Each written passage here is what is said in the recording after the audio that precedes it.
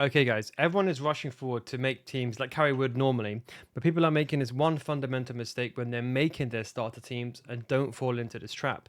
Now, what we're seeing is I want to explain to you how you can get the best out of the positions, what positions are really important.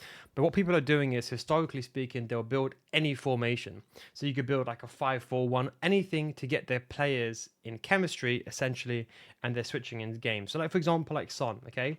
If you're thinking to buy Son as a left winger, I know he's not really a starter player, but let's just say he was like 50k, let's just say hypothetically, and then moving him in game to striker, he's not going to perform as you would last year. Yes, he would get the maximum chemistry, he'll get that chemistry boost, but he'll be out of position because of the new role system. So there's certain formation, there's certain positions you want to prioritize.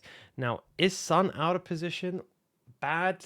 Well, yes and no. And this is the most important thing. This would be the difference between whether you win the games or you lose the game. It will depend on a few factors. Now, first of all, when you're making a team, what I'd recommend is you see this is what a full team will look like. We don't know, for example, the things like the defender plus plus or playmaker. We don't know the roles per players. Although we can't talk about the beta, people are relying on what they saw in the beta. You cannot do that because that was just a test. Things are going to change. So don't, whatever you've seen, ignore that. We don't know if Sun is going to be a winger plus plus or inside plus four plus plus. You won't know that until the web app comes out. When the web app comes out, then you will see it because then you can see the player's bio and open them up and see, okay, what play styles do they have, what roles do they have, and what focuses are they good at. That's the most important thing. So when you're looking for the team, you don't want something like this. Now, when a player is out of position, this is a big, big thing, but you have to know the secrets, okay? When a player is out of position, they're going to be playing effectively very, very bad. But what people seem to miss as well, if you go over here, you go to the notes, right? You can see, and at the rate they use familiarity, it accounts for 40% of their total. Now, let's assume 40% is due to role familiarity. That is someone being out of possession a lot of time. But you know what? I'll tell you what I'm going to do. I'm still going to buy someone like Dan Juma who's cheap and put them in striker because strikers are going to be so much more expensive. But then your question is, you're going to say, "Well, Neil, didn't you say you shouldn't?" But that's the thing. It depends on your level. Because if you are not, I want to be honest here, right? If you don't know how to use L1 triggers or R1 triggers and you don't know when to push a player going forward, you're going to struggle with these players out of position because you're going to put, for example, someone in a poacher. They're going to play that role okay, but they're not going to be making those runs in behind that you'd want them to. So what you want to do is you want to set up key positions. Now, in my opinion, the goalkeeper, the centre backs. So, in my opinion, the goalkeeper, the centre backs, left back, right back, and two centre mids or CDMs, they have to be in the correct role. Okay. So I know I've seen Rolfo, for example. She's a left back. I want to play it in centre mid because she's got a jockey playstyle plus, so he looks even more OP this year. But these are the most important things because gone are the days when you can put someone out of position. Like if you're thinking like a fullback at centre back was bad after they nerfed it, it's even worse now.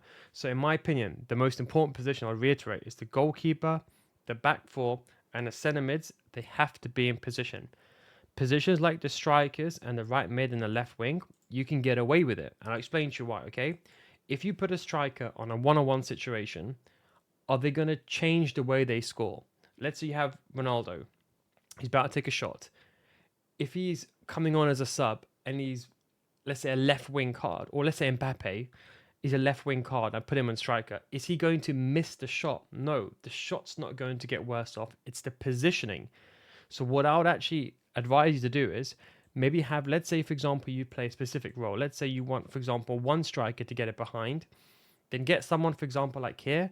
I'll get one striker with, let's just say, hypothetically speaking, let's say I wanted a poacher plus plus because they make runs in behind, not in real life, but like an FC, they're poacher. Then I'll get one card like that. The second card I would get, I wouldn't care if it's someone of chemistry because if you try to buy someone who's got poacher plus plus, they're going to be like 500k. Don't be thinking every card's going to have a poacher plus plus or a poacher plus. They're going to be expensive. So you're better off getting a higher rated card because from what we know, going back to the document here, is that we know that rolls are only 40%. That is the key one. Rolls are only 40% of the movement. The other latter, I would say, would be mainly resulted due to positioning and defensive awareness. So the player's stats will still trump everything. But you see, for example, off the ball, these positions you can't remember like cut passing lanes. That's your CDM, that's your opponent's striker, that's your cam. The cut pass lane instruction made a CDM go in and be at the right place at the right time. So all you have to do is switch that player there, and you can defend that perfectly. Players out of position, they're not going to be in that area. So although Trent looks like a fantastic idea of putting him in that position, he's not going to be playing well there, and that is why I'm advising against it. But for the attacking players, you can get away with it.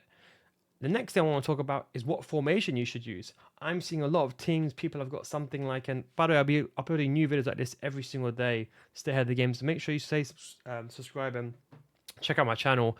I should be uploading every new video every single day. Tomorrow I'll go over the web app, the best web app features to do, and how to get the best team in the web app and stuff like that. But let's say I've seen people use, for example, something like this. Imagine this is a 4-5-1, for example. So what they're doing is they're trying to buy a centre mid because you've got Ibanez. Then they're seeing these other players that are cam players because they're overpowered players. And then they're getting left mid and right mid as well. The problem with that is if you don't want to change to like a 4-3-3, then you have two players out of position. Do you see what I'm trying to say? Out of role. So what I would say is go for formation like a 4-3-3. Because let's say you go from a 4-3-3 and you change to a 4-1-2-1-2, there's only one or two players that you might have to change. Or let's say, for example, you use a 4-3-3, and let's say you're like, oh no, I want to now play, for example, a 4-4-2. Let's say day one, you don't like it, you want to change to a 4-4-2. That's fine. There might just be one player that's going to be changing the role. So try to find a formation or a team in like a 4-3-3 and a 4-4-2, a diverse formation that you can variably use, and it's universal and versatile. That's the key thing. If you're going to be using a formation with a back three, that's going to be the most difficult. When you build a team with a back three, you're going to need a left back and right back. Most formations have a left back and a right back. So that is why you want to build a back four. Now, what I was saying to you earlier about the positions you can get away with, yeah, as I said to you, the 6 you don't touch, but the left mid and right mid, so what if they don't come back and defend all the way? Is it the end of the world? Like I'm telling you, if I get Pack Son, am I still going to put him in striker? Yeah, because Son in striker, he's still going to be running up and down. Maybe not as effective, but I can still trigger that with the L1 R1 button. But let's say my left mid, let's say for example, I put Cristiano Ronaldo as an example. I packed him, and I want to put him as a left mid. Let's just say, maybe not Ronaldo. Let me just think of someone like, let's say Diaby, the French Diaby. We all know overpowered player for pace, right? Let's say he's not good enough for shooting. If I put him on a left mid, even if he's not in a role, as long as even if his stats are not that good, for example, let's just say, okay, boohoo, worst case scenario, let's just say, in theory, he should have better stats, but let's say he doesn't. It's only 40% that I'm losing. So what I will do is I will be triggering those runs, and I don't care if a left mid or right mid doesn't come back all the way. It's not that important. But these positions are important. Imagine if you have, for example, like Trent out of position, he will leave a massive gap behind. That's the big difference. So when you are building those teams, make sure you prioritize on versatile. And you can check this right now. You can go into any of the squad builders. So I'm just going to show you a quick example. We go back here to the browser. There's different websites out there, but let's just say we use Footbin, for example. You can, I think Foot.gg have one as well. Although you don't know the roles, but you would know, for example, okay, realistically, if I put someone like here, I'm trying to think of like Mead, any random player that I'm thinking of, you have to think, okay, if I then change here to a 4-4-2, where would Mead go? And the benefit is between a 4-4-2 and a 4-3-3, these are the base structures of every formation, is that here, then I know, okay, if I change here to a 4-4-2, then I know Mead can just go right mid. Do you see? It's very, very versatile. Ignore the right mid. I know that's maybe we should go 4-2-4. Probably a better example there. I know Mead can play there, but that's the things you just want to look out for.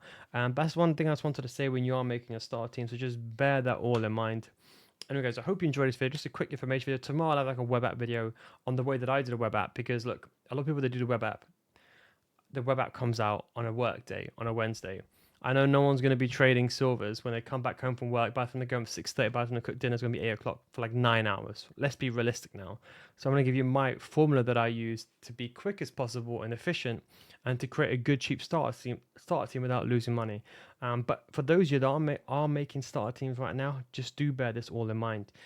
So remember the CDMs, back four, goalkeeper, key in position. The rest you can get away with. If you can try to get a striker, for example, who's got one maybe good role, then you have a striker, just go with like the pace. Like someone like Swanson, I'll still put them in striker, for example. Anyway, thanks for watching. I'll catch you tomorrow for the next video. Peace out.